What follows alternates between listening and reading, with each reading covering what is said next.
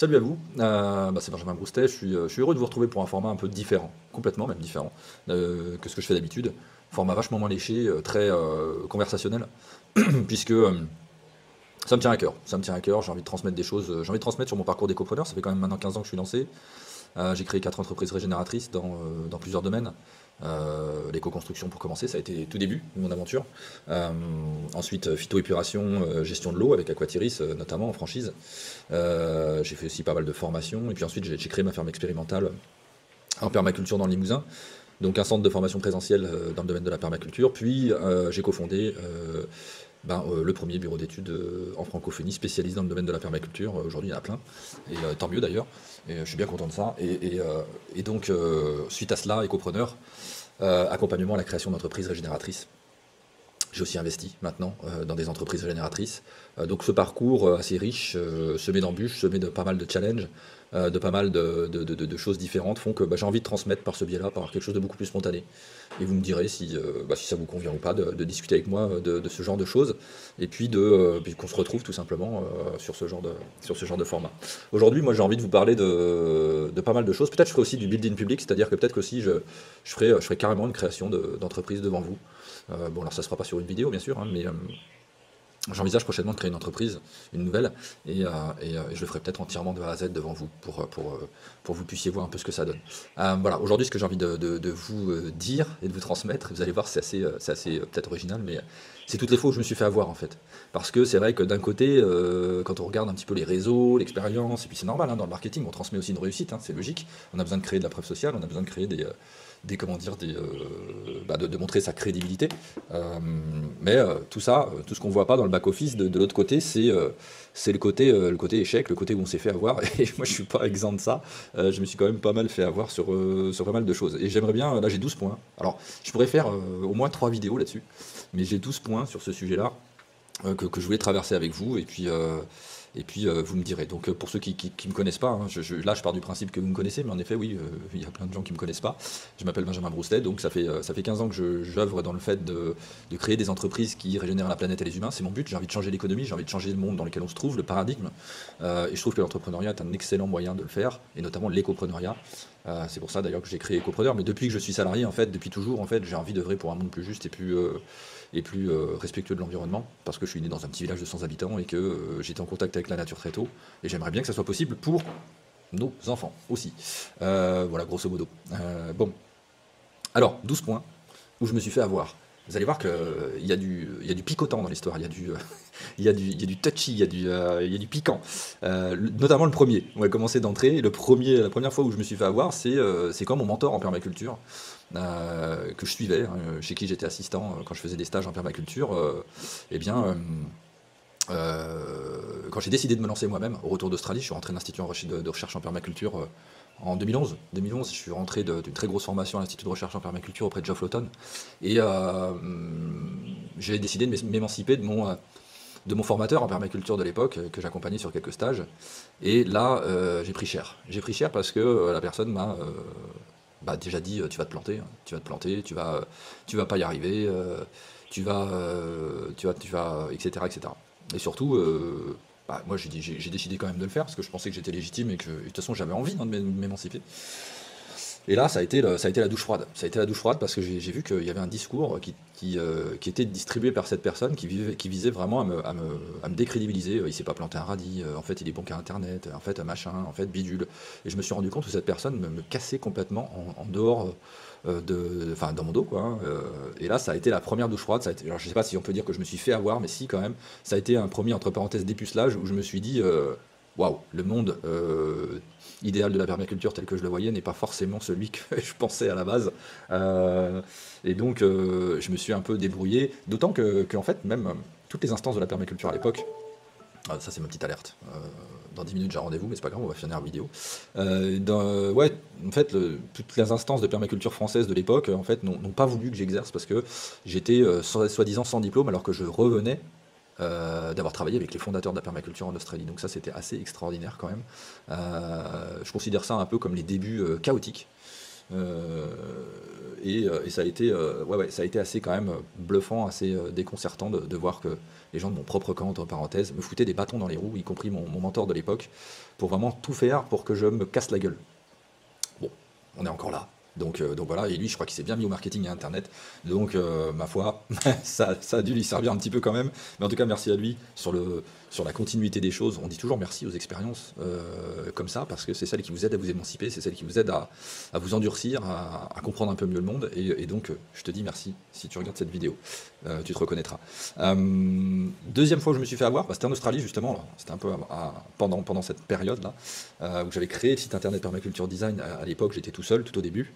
Et la première grosse couille qui m'est arrivée, ça a été vraiment de me faire hacker. Je me suis fait hacker mon site internet, ça faisait 6 mois que je l'avais lancé, je commençais déjà à avoir un bon référencement. Je commençais vraiment à être solide et justement à avoir des très très bons résultats en matière de visites sur mon site internet permaculturedesign.fr. D'ailleurs, ça existe toujours, hein, c'est toujours mon cofondateur qui continue l'activité et avec une nouvelle équipe, et c'est très chouette que ça continue. Et donc, je me suis fait avoir parce que j'avais mal protégé mon site internet. Donc, il y a eu 6 mois de boulot, 6 mois de référencement, entre 6 mois et 1 an, qui ont été détruits suite à cet événement. Donc, protégez bien votre site internet. Aujourd'hui, je pense qu'il y a quand même plus de sécurité à ce niveau-là, mais ça a été quand même une grosse tuile. Je me suis bien fait avoir à ce moment-là. Ensuite, autre point, troisième point sur lequel je me suis bien fait avoir aussi, c'est au niveau des charges sur l'URSSAF. Vous savez, il y a quelque chose qui est vraiment important à prendre en compte quand on monte une entreprise en France. Aujourd'hui, j'ai mon entreprise, je suis expatrié, donc j'ai plus cette logique-là. Mais enfin, il y a toujours des choses à gérer malgré tout. Mais il y a quelque chose qui est vachement important à prendre en compte, c'est les charges que vous allez avoir à débourser en impôts sur les sociétés. Et ça peut être extrêmement risqué. Quand on commence à gagner de l'argent, quand on commence à avoir une entreprise qui fonctionne, vous allez payer des impôts sur les sociétés. Donc ça, il faut le prévoir dans votre trésorerie. Mais surtout, ce qui s'est passé, c'est que j'ai payé une avance. Et quand ça se produit, on paye une avance sur impôt sur les sociétés sur l'année suivante. Ça veut dire quoi? Ça veut dire que non seulement j'ai dû payer mes impôts sur les sociétés, donc on a l'impression d'avoir gagné de l'argent, mais on vous en enlève un petit bout de beau petit bout même. Et puis on vous dit mais attends, c'est pas fini. En fait, il va falloir que tu payes une avance aussi sur ceux de l'année prochaine, parce que tu risques de faire le même résultat, grosso modo, ce qui n'est pas sûr du tout. Mais nous, on va te demander une avance. Donc c'est double peine.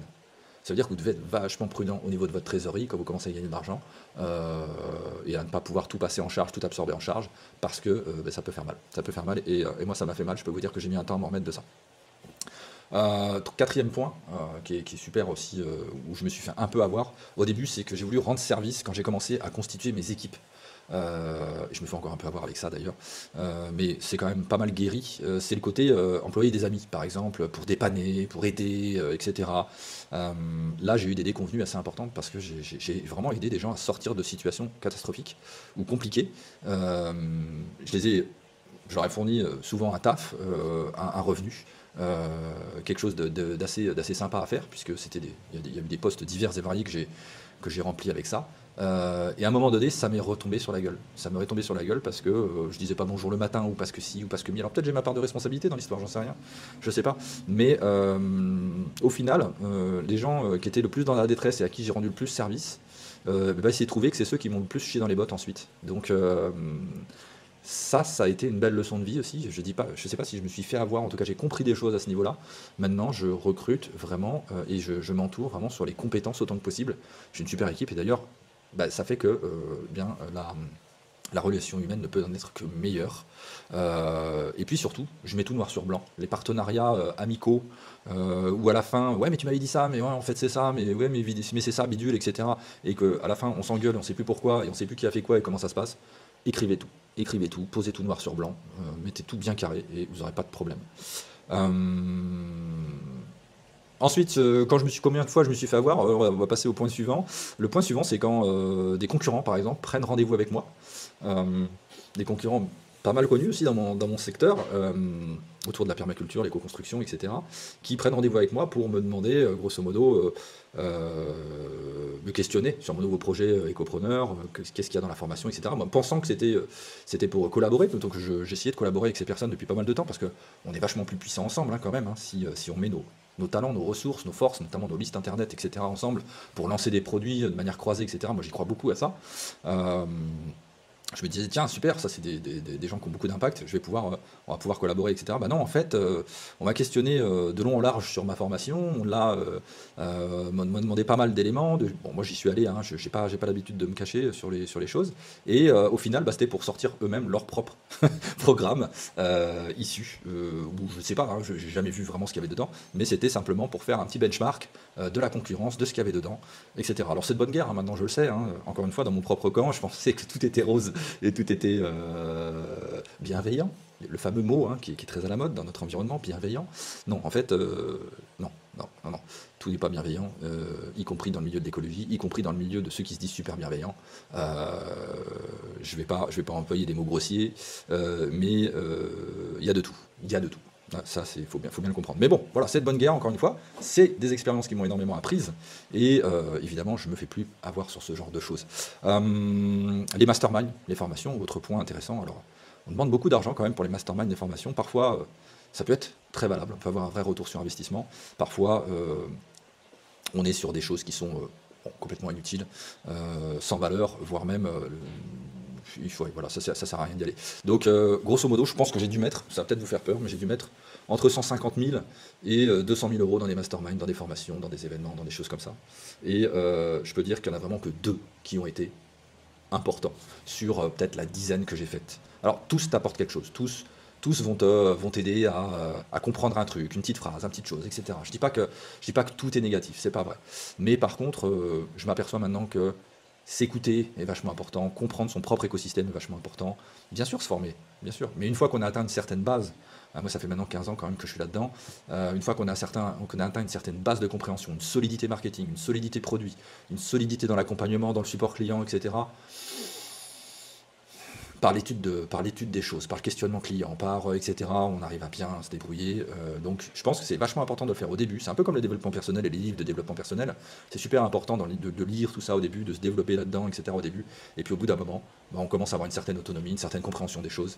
Et quand on commence à devenir un écopreneur aguerri, bon, aujourd'hui je m'aperçois que j'ai plus besoin de ça et que la plupart de ce qu'on me vend, c'est assez moyen. Autrefois, je me suis fait avoir aussi, ça a été pas mal, séminaire des écopreneurs une fois par an, et je fais intervenir des gens que je fais collaborer, que je faisais collaborer pas mal à l'époque, et collaborer pas mal avec moi. 2 intervenants, très, très intéressants, ma foi, et bon an, mal an, je vois que le contact passe bien entre ces personnes, ce qui est formidable, ce qui est très bien, j'ai rien à dire. Sauf que je m'aperçois qu'en fait, au bout d'un certain moment, ils préparent un projet. Et je questionne sur la préparation du projet. Les gars, vous préparez quoi? J'ai envie de savoir, j'ai envie d'en faire partie, pourquoi pas? Peut-être ça peut être intéressant pour moi, etc. aussi. Là, il y a un peu de secret autour de ça. On verra quand ça se lance, etc. Bon, je me dis, il y a un truc qui cloche là. Il y a un truc qui va pas, il y a un truc qui se trame. Et finalement, je m'aperçois que ces 2 personnes qui étaient intervenants chez moi, donc qui se sont rencontrées chez moi à mon séminaire, sont en train de préparer une entreprise similaire à la mienne. Un bon vieux copier-coller, hein, pas très loin du moins, hein, de ce que je faisais. Et là, ça a été quand même assez décevant, encore une fois. Et ça fait partie des points où je considère que je me suis fait bien avoir. Et là aussi, où j'ai aujourd'hui des petits garde-fous avant de transmettre tout et n'importe quoi à quelqu'un. Qu'est-ce que j'ai d'autre dans les fois où je me suis fait avoir? Ok, j'arrive à mon heure de rendez-vous là, donc je vais peut-être faire un dernier point. Vous me direz si vous en avez envie d'avoir d'autres, parce que la liste est longue. La liste est longue. Les experts comptables, tiens, je pourrais parler des experts comptables, hein. J'ai dû passer au moins 3 ou 4 experts comptables avant d'avoir vraiment quelqu'un de satisfaisant. Il faut savoir qu'en plus, les experts comptables n'ont pas de responsabilité dans comment dire, les erreurs qu'ils peuvent faire. Donc j'ai eu des experts comptables, mais du grand n'importe quoi. Le premier que j'ai eu, ne connaissant pas grand chose, je me suis laissé guider, et puis c'était un expert comptable de la petite ville d'à côté de chez moi. Franchement incompétent. Le deuxième, ça n'a pas été beaucoup mieux, et c'est grâce au réseau, c'est grâce à un copain qui avait une belle entreprise, qui m'a dit, moi j'ai un expert comptable à Paris, que j'ai enfin pu avoir un expert comptable de qualité. Donc le réseau, les recommandations sont quand même super importantes. Voilà les amis, petite vidéo là sur ces points où je me suis fait avoir. Encore une fois, hein, je pourrais en faire deux belles listes sur cette expérience, mais je vais pas faire des vidéos que là-dessus, comme je vais parler un peu de mon business, de mes business, de manière générale, de mon impact, de mon style de vie aussi, voilà, questionnez-moi si vous avez envie de connaître des choses, et puis on continuera ce petit format, et on avancera là-dedans. En tout cas, en attendant, je vous dis salut, soyez déterminés, soyez persévérants, et on régénère la planète et les humains ensemble. Et l'écopreneuriat est un excellent levier pour le faire. Ciao, ciao, à plus.